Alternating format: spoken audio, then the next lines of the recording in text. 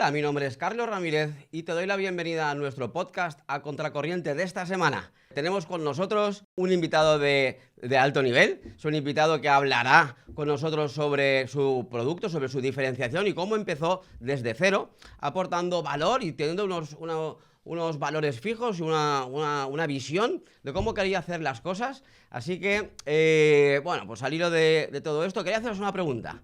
La semana pasada, ¿qué os pareció el podcast? Y si habéis aplicado algún tip de los consejos que nos dieron nuestros invitados. Creo que fue pues una cosa súper guay a poder implantar en nuestro día a día, y creo que con nuestros invitados podremos ir mejorando en busca de ese éxito tan soñado. Bueno, pues sin más, voy a presentaros a nuestro invitado de hoy. Es un invitado que le tengo especial cariño, especial amistad.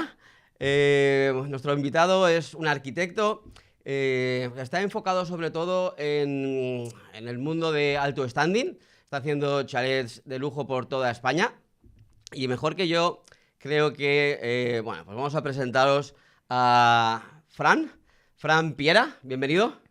Un placer, Carlos. Bueno, Fran, para mí es un placer tenerte hoy aquí, te conozco de hace pues muchísimos años, tanto a nivel profesional como a nivel personal, y para mí es un honor tenerte hoy aquí porque sé que los inicios siempre son duros, ¿no? Y te conozco pues desde tu etapa de, vamos, cuando estabas emprendiendo, cuando estabas empezando prácticamente, así que el podcast va de emprendimiento y diferenciación, así que tú eres un claro ejemplo de cómo empezar un proyecto desde cero, cómo padecer como emprendedor desde cero, y qué aprendizajes, ¿no?, son los que pues tenemos que hacer como emprendedores desde que nos ponemos a estudiar y demás, ¿no? Cuéntanos un poquito qué es lo que te motivó a ti a estudiar esta carrera de arquitecto. Hola, Carlos, gracias por invitarme y poder acompañarte en este proyecto que está también arrancando, que me parece muy interesante. Pues la verdad que cuando tomé la decisión de estudiar arquitectura, analicé diferentes opciones, que entiendo que es algo que le pasa a mucha gente, ¿no? Cuando terminas el instituto y estás haciendo el bachiller y te dicen, bueno, pues tienes que elegir qué quieres estudiar, y te empiezan a plantear durante 2 años qué camino vas a seguir en tu vida, porque al final es una decisión muy importante que va a marcar posiblemente los próximos 30 años de tu vida. Totalmente. Aunque tampoco está mal, que hay mucha gente que con el tiempo puede corregir y pueden cambiar. A mí me gustaba mucho la arquitectura porque sabía que era una carrera que me podía abrir a estudiar muchas cosas diferentes. Porque en la arquitectura, para poder realizarla bien y hacer bien nuestra profesión, tienes que saber un poquito de todo. Yo siempre digo que un arquitecto, cuando salimos de la carrera, estamos capacitados para trabajar de casi cualquier cosa y no sabemos de nada. Porque hemos aprendido un poquito de muchas cosas, pero no hemos llegado a ser expertos en nada. Y a partir de ahí es donde viene el camino de especializarte, de tomar un camino, de elegir en qué quieres ser mejor. Entonces, todo ese proceso empieza realmente cuando sales de la universidad, que es algo que muchas veces tampoco nos explican o nos indican, ¿no? O nos enseñan, ¿no? Claro. Al principio, pues, en la universidad no te enseñan, ¿no?, a cómo emprender, a cómo montar una empresa. Correcto. Sí que te enseñan a hacer cálculos y a hacer diseños, pero no a emprender, ¿no? Y ahí es cuando realmente es complicado. Ese cambio de estudiar a emprender, ¿cómo lo pasaste? La verdad. Fácil, tenías otro trabajo, venías compaginando cosas, porque el principio es siempre un poquito duro, ¿no? Sí, la verdad que los principios son muy bonitos y la verdad que los recuerdo con mucho orgullo y satisfacción, porque yo es verdad que yo empecé a trabajar muy joven. Yo siempre he ayudado en la empresa familiar en casa, desde los 11 12 años, y he estado siempre colaborando en casa y bueno, yo creo que eso es una cosa que se debería recuperar. Creo que es algo que no sé si seré capaz de hacerlo con mis hijos, pero lo voy a intentar por lo menos. Y sí que es verdad que mi padre me dio una educación donde el sacrificio y el esfuerzo iba acompañado de todo el proceso de aprendizaje. Y durante la etapa también incluso de instituto, yo he trabajado los fines de semana de camarero porque creo que ha sido mi mejor escuela. el trabajar detrás de una barra porque conocer a mucha gente, aprender psicología, tratar a gente de diferentes estratos, tienes que aprender a relacionarte, a comunicarte, y es algo que luego durante la carrera no es una asignatura que sea muy fuerte, no es algo que nos enseñen Totalmente. en la universidad, que creo que es algo a reforzar y sí que sé que está cambiando y cada vez está más en boca de todos, pero creo que todavía sigue siendo una asignatura pendiente en nuestro país. Correcto. Que se pueda mejorar. Tal cual, tal cual. Entonces, trabajabas los fines de semana para ganarte 2 duritos para trabajar en tu despacho de arquitectura, porque ahí ya emprendiste tú solo, ¿o cómo fue ese inicio? ¿Tenías algún socio? Yo tuve la suerte, yo empecé a trabajar en tercero de carrera en Valencia, con diferentes profesores. Trabajaba por las tardes y por las noches. Ya en arquitectura, con Ya tus en profesores. arquitectura. O sea, estudiabas, trabajabas de arquitecto y además de camarero. Correcto. Todo. Sí, porque de arquitecto no me pagaban. Muy bien. De arquitecto en los primeros tiempos realmente estaba de prácticas y no percibía ninguna retribución. Y también creo que es una cosa que, aunque suene un poco a veces difícil de integrar, yo creo que aprendí mucho trabajando varios años sin percibir nada a cambio, porque lo que me estaban era pagando enseñándome. Entonces realmente cuando luego emprendes y tienes tu propia empresa te das cuenta de que cuando alguien viene de prácticas te suele generar más coste económico que retribución económica en la empresa. Sí, sí. Pero también yo creo que es algo bonito, ¿no? Que las empresas tenemos que hacer y aportarlo. Tal cual, sí, porque al final la gente joven, la gente que entra, que está estudiando, necesita luego formarse en diferentes empresas para poder pues proyectar todo lo que han estudiado, ¿no? Y poder aplicarlo y poder empezar en el tejido empresarial, ¿no? Creo que es importante. Sí. Yo tuve la suerte de que en cuarto de carrera mi socio había terminado y tenía un encargo y entonces me propuso irme a trabajar con él este verano. Ah, muy bien. Y fue el primer verano que no trabajé de camarero y me fui a trabajar con él, pero claro, era un proyecto de inicio muy bonito porque una amiga suya le dejó hacer lo que él quería y lo que pasa que a nivel económico pues no tenía una retribución que pudiese cubrir los costes del trabajo que había detrás. Pero sí que era una buena oportunidad para empezar y él me la propuso y me embarqué con él. De hecho ya luego terminé ya trabajando y estudiando a la vez, que fue un poquito más duro, pero también fue muy bonito porque al final te das cuenta de la realidad y estás en contacto con el mundo profesional. Muy bien. A la vez que estás estudiando aún y terminando los estudios. Y en ese proceso al principio pues lo hacíamos todos nosotros. O sea, realmente te tocaba hacerlo todo y... Cultura del esfuerzo, ¿no? Cultura del esfuerzo. Que ahora se ha perdido un poquito la cultura del esfuerzo, lo quieren todo para allá, para ayer, y creo que es importante, ¿no? Volver a esta cultura del esfuerzo que nos inculcaron nuestros padres, ¿no? Y que yo también, ¿no? De los 11, 12, 13 años, mi padre también nos inculcó el trabajo, el esfuerzo, y evidentemente después, pues ya pones tu foco en tu proyecto, ¿no? Iniciaste ya con tu socio este nuevo proyecto. El podcast va de diferenciación. Creo que ahí tú tienes mucho que hablar, ¿no? Sí. Porque tus casas son totalmente diferentes a lo que hay por ahí. Cuéntanos un poco cómo tu inicio, si ya iba enfocado en esa diferenciación, si ya tenías claro esos valores de hacia dónde quieres ir. Y claro, cuando empiezas hay muchos tropiezos. Tienes que ingresar. ¿Dónde está ese impasse de, ostras, tengo que ingresar, tengo que recoger, me distorsiono hacia aquí, hacia allá? Cuéntanos un poquito ese inicio. Voy a poner un poco también en contexto, sobre todo para la gente joven que a lo mejor pueda escuchar este podcast, porque muchos sí que vivimos la crisis del 2008. Entonces fue una crisis económica. Yo recuerdo cuando yo empecé a estudiar la carrera que todo el mundo me decía, ¿pero en qué curso estás? ¿En primero? No, pues cuando hagas segundo llámame que tengo trabajo para ti.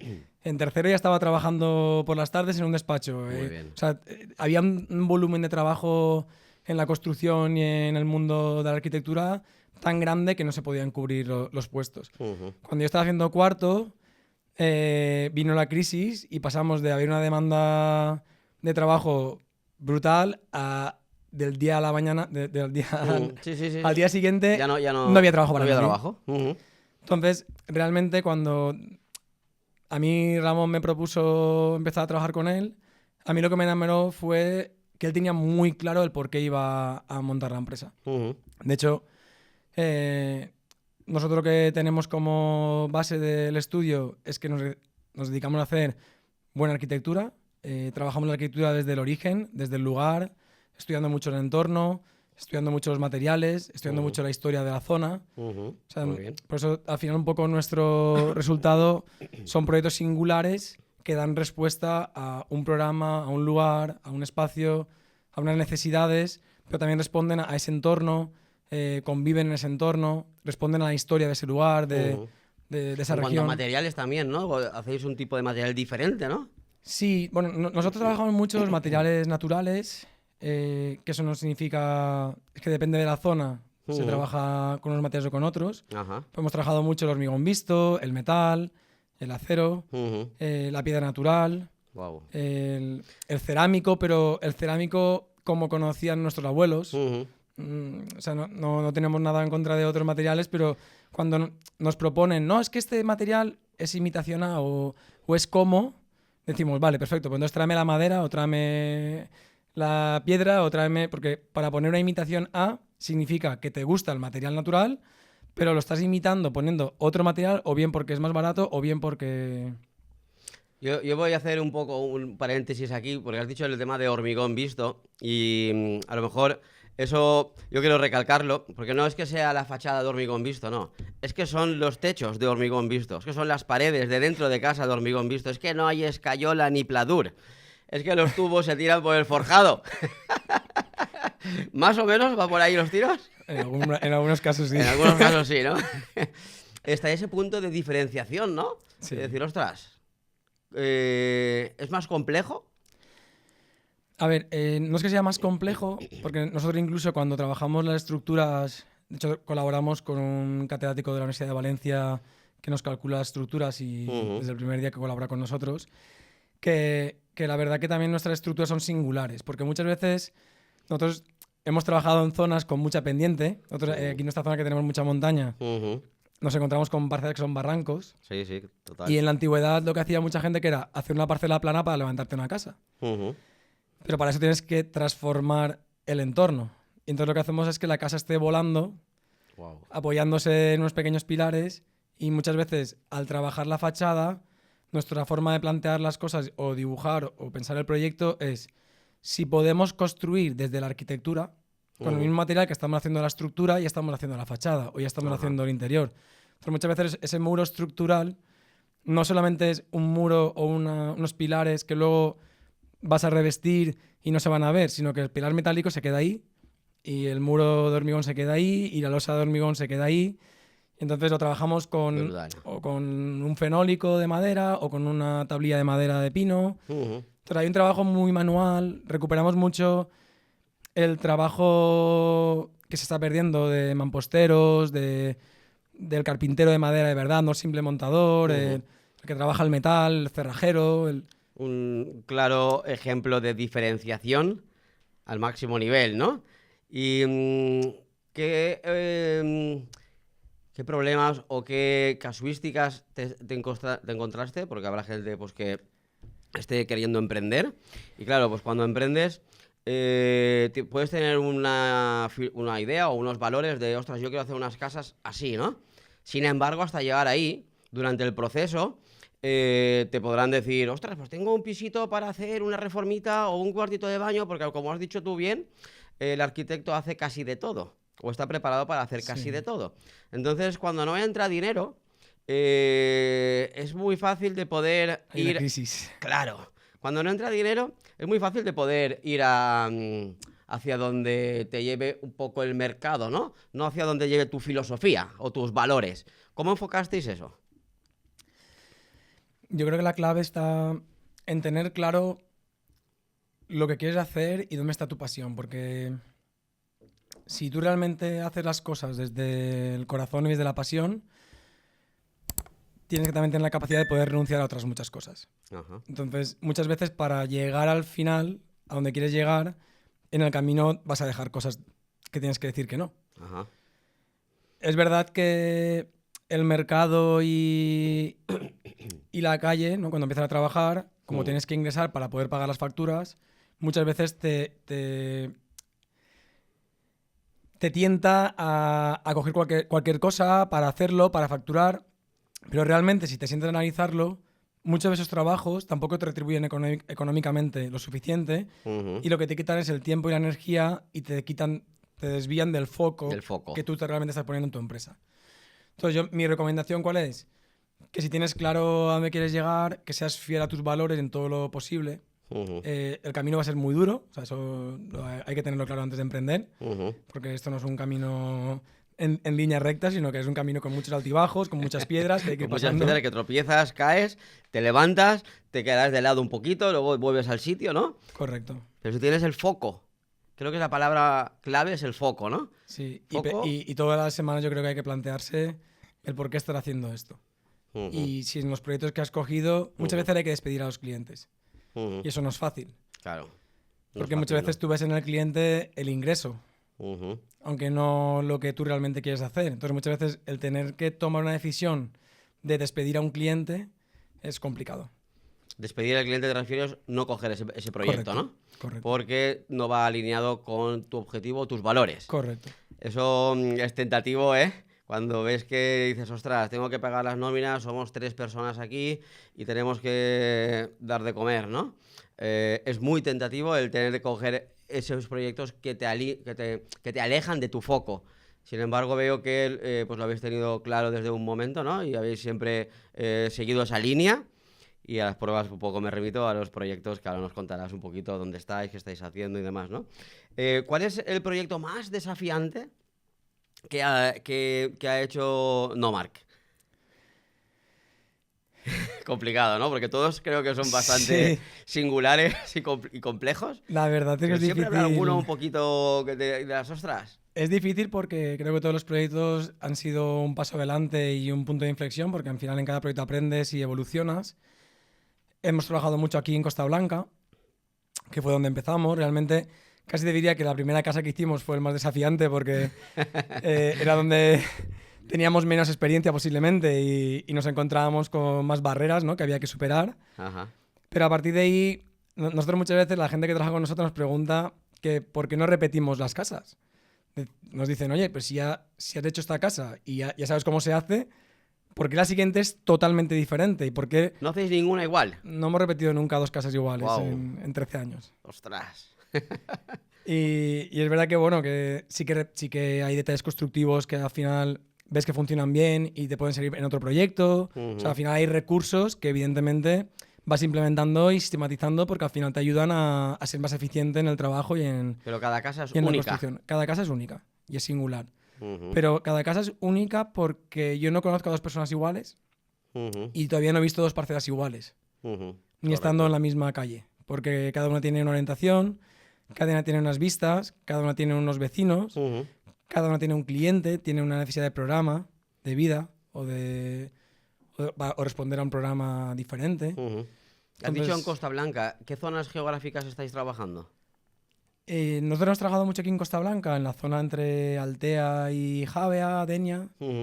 Luego dimos el salto a Ibiza, que fue un proyecto, la verdad que muy bonito y posiblemente pueda ser uno de los proyectos que nos hizo cambiar o ese punto de inflexión porque fue la primera vez que trabajamos fuera de casa, ¿no? Fuera de que teníamos que viajar mucho. De hecho, mi semana, luego te la contaré, pero suele ser bastante entretenida. Y en este proyecto de Ibiza, lo que buscamos era hablar de la historia de Ibiza, que como todos conocéis es el encalado blanco, la Casa Blanca, y tratamos de llevarnos nuestra forma de construir con hormigón visto y hicimos la primera casa de hormigón blanco entablillado en Ibiza. Wow. Nos costó, ahí sí que estuvimos 2 años hablando con Cemex para montar un silo. Bueno, ahí hicimos un trabajo de investigación también con la UPV y con Cemex para ver cómo traernos un árido que no pierda el color en el tiempo y... Ostras. O sea, que detrás de nuestro proyecto suele haber bastante investigación y... Continuamos con la diferenciación, ¿no? No hacer nada igual a las casas que habían alrededor, ¿no? Sí. Muy bien, muy bien. Y esto sí que es verdad que nos abrió luego, pues, de aquí abrimos la puerta a Madrid, luego estuvimos en Andorra, de Madrid bajamos a la zona de Costa del Sol, a Benavis, a Marbella. Muy bien. Estamos en Mallorca trabajando y ahora, bueno, estamos ya abriendo el foco a algunos proyectos internacionales Muy bien. que están... Que no quiere decir aún porque... Muy bien, Mira, perfecto. la verdad que tenemos algún proyecto muy chulo, por ejemplo, en un pueblo de 5.000 habitantes en Extremadura, en Malpartida de Plasencia. Guau. Muy Y bien. otro muy chulo en Girona, casi en la frontera, Vamos, que no paráis, no paráis. que luego se proyecta así, pues muy... ¿no? Y todos diferentes. Todos diferentes, todos diferentes. Nosotros tenemos un dicho de que si hay un... Si está a menos de 6 horas de casa, no lo queremos hacer. Pero broma. ¿Cuál es el proyecto más top con el que te quedas? Que ese que te ha hecho vibrar, ¿no? Ese que dices, wow, esa casa la hemos hecho nosotros. La verdad que es complicado. Eso sí que es muy complicado, porque cada casa tiene... Es que... Si te di- Ibiza, esa de Ibiza parece que ha sido un... La de Ibiza fue un punto de inflexión porque nos abrió a trabajar en otras zonas y Mm. aprendimos mucho a trabajar fuera y con nosotros se vino mucha gente de nuestra zona a trabajar allí. Ujú, Y la verdad que fue un cambio, sobre todo un aprendizaje de cómo organizar tu trabajo semanal y diario estando fuera. ujú. Yo, de hecho, esta semana, el lunes, cogí un vuelo a Mallorca. De Cuéntanos Mallorca... un poquito de tu día a día, va, cuéntanos un poquito de esa agenda que sé que está No, completamente... mi trabajo realmente porque estamos en la calle y doy soporte, ¿no? Al final en el estudio somos 3 socios, nos repartimos un poco esas tareas para poder llevar la empresa y luego tenemos mucha gente interna trabajando, colaboradores, arquitectos, Ujú, que todos ellos son importantes. O sea, realmente Nomark es el resultado de toda la gente que somos hoy y toda la gente que ha pasado por la empresa en los últimos 13 años. ujú, O sea, no seríamos lo que somos hoy, ujú. sin cada una de las personas que ha pasado y ha dejado huella en la empresa. Totalmente de acuerdo. Y Sí. por eso, Es importante, ¿no? Que aunque haya gente que no esté en la empresa, ha hecho crecer la empresa también, ¿no? Y sí, que no es un fracaso el que se vaya gente o que despidas gente, es que es así. O sea, en un equipo de fútbol tiene que haber rotación para que funcione. bueno, que yo creo que la gente, cada uno vivimos nuestro camino y la vida nunca es en línea recta. Entonces, Ujú, cada uno elegimos en cada momento cubrir nuestras necesidades o nuestra ambición o totalmente. cubrir nuestro ego, porque al final nuestro ego es lo que nos va marcando un poco, ¿no? Ese crecimiento personal y esos pasos a dar. Entonces, yo creo que agradecer a todo el mundo que ha pasado y ha trabajado con nosotros ¿Y estás viajando mucho? ¿Comentas? El lunes para aquí, Madrid, Marbella, Sí, bueno, Mallorca. al tener las obras fuera y tenemos esas visitas semanales a las obras, porque nos gusta estar mucho en contacto con la obra y ir cada semana, la gente de equipo también viaja, Ujú, pero yo intento dar soporte para que ellos puedan tener esa estabilidad de trabajo muy bien. más continua en el estudio. Yo llevo un poco también esa relación con los clientes, buscándose esos nuevos proyectos y dando soporte en la obra para que ellos puedan Bueno, viajar pues menos. sabemos ya muchísimo más de Normark, de sus casas, de la vida de Fran, de cómo ha emprendido, de esos aprendizajes que nos ha contado un poquito también. Fran, a nivel personal, ¿cómo mantiene el equilibrio emocional entre todos estos viajes, todo este estrés, todas estas viviendas, estas casas, Ibiza, Mallorca, Extremadura, tal, no sé qué, y la familia? Porque sé que tienes dos preciosas hijas y una estupenda mujer. Entonces, todo eso, ¿cómo se conjuga? ¿Cómo mantienes ese equilibrio mental, no? Tengo una niña de 6 años y un niño de 3. Y un niño, perdona, ¿verdad? Sí, Correcto, luego- correcto. Sí, sí, sí, sí, sí. Pues la verdad, yo creo que detrás de esto hay un aprendizaje también muy bonito. Yo creo que eso hemos compartido y hemos crecido juntos en este aprendizaje. Cuando sales de la universidad nos pensamos que ya hemos terminado de estudiar y no es así. O sea, eso sí que invito a mucha gente a que aprendamos y hagamos. Yo lo continúo haciendo igual que lo haces tú, que Sí, no sí, sé, sí. lo compartimos mucho. Pero hay que continuar leyendo mucho, Ujú. haciendo muchos cursos de gestión emocional, de trabajo personal. Muy bien. Yo intento implementar, aunque no es fácil por mis viajes semanales y hay muchos días que madrugo para coger un avión temprano, intento levantarme todos los días entre las 5:30 y 6 de la mañana Ujú. para hacer por la mañana una hora de trabajo personal, de un poco de deporte, escribir, Ujú. hacer el foco del día, o sea, tener muy claro Ujú. qué voy a hacer hoy. Muy bien. Y eso es lo que me da un poco esa estabilidad para no dejar de atender las cosas importantes. Y luego creo que es importante llevar un equilibrio en la vida. O sea, yo he aprendido en el tiempo, por diferentes etapas, darle mucha prioridad al trabajo y dejar de lado la pareja, la familia o el deporte, la salud y el aprendizaje. Entonces hay un momento en el que algo se descompensa. Entonces cuando los 4 pilares de tu vida no están compensados o equilibrados, el resto se desequilibran también. Totalmente. Entonces yo no sé si que he aprendido a que me tengo que dedicar tiempo a mí mismo, por eso esa rutina matinal es para mí, esa es mi hora, mi tiempo, que no permito que nadie me lo robe. Y el fin de semana yo intento, pues de viernes por la tarde hasta el lunes, es de mis hijos y de mi mujer. Entonces en eso también es mi templo sagrado y intento que nadie entre ahí, porque creo que eso es muy importante. Un aprendizaje estupendo. Es súper importante trabajar, evidentemente, es súper importante emprender. Sin embargo, es más importante mantener ese equilibrio emocional que va a hacer que de alguna manera tú estés bien en el trabajo también, ¿no? Porque si al final tú no estás bien, todo a tu alrededor se desequilibra, ¿no? Yo creo que para poder dar nuestra mejor versión, que yo creo que es a lo que hemos venido aquí en esta vida, ¿no? Cada uno de nosotros tenemos que dar nuestra mejor versión. Totalmente. Cada uno elegimos nuestro camino y vamos descubriendo nuestra misión en la vida y creo que es lo bonito, ¿no? Y poder compartirlo entre nosotros. Yo también he aprendido que el deporte para mí es una parte importante en la vida y también la gente en mi entorno lo respeta. Y una de las cosas que empecé a hacer con la pandemia, yo siempre he hecho mucho deporte, he jugado a fútbol, pádel, pero yo nunca había corrido más de 4 kilómetros porque me parecía de cobardes. Esto, mis amigos que corren conmigo ahora luego me lo dirán. Y es verdad que con la pandemia, como no podíamos hacer nada más, empecé a correr y empecé a correr por la montaña. Ajá. Entonces, un día corrimos 8, un día 12, luego hice una de 14, luego me apunté a una carrera de 20 kilómetros de montaña. 20 kilómetros por la montaña, eso es media maratón. Correcto. Y al último año pues he hecho la maratón de Valencia. Madre mía. Un ultra 70 kilómetros de montaña. O sea, vamos, que correr de cobardes, ¿no? correcto. Me estoy preparando por si acaso de correr. Madre mía, esos son 50, 60 kilómetros por la montaña. Sí, pero bueno, yo creo esto es mi caso, yo tengo esa necesidad. Yo creo que lo bonito es que cada uno encontremos, porque no es necesario para ser feliz correr una maratón. Evidentemente que no. Sí. Pero yo sí que creo que es importante encontrar cada uno algo que te libere. O sea, yo es mi punto de... Cuando la olla a presión se va cargando mucho y vas cargando de estrés, depresión, de estrés. Otro aprendizaje, otro tip.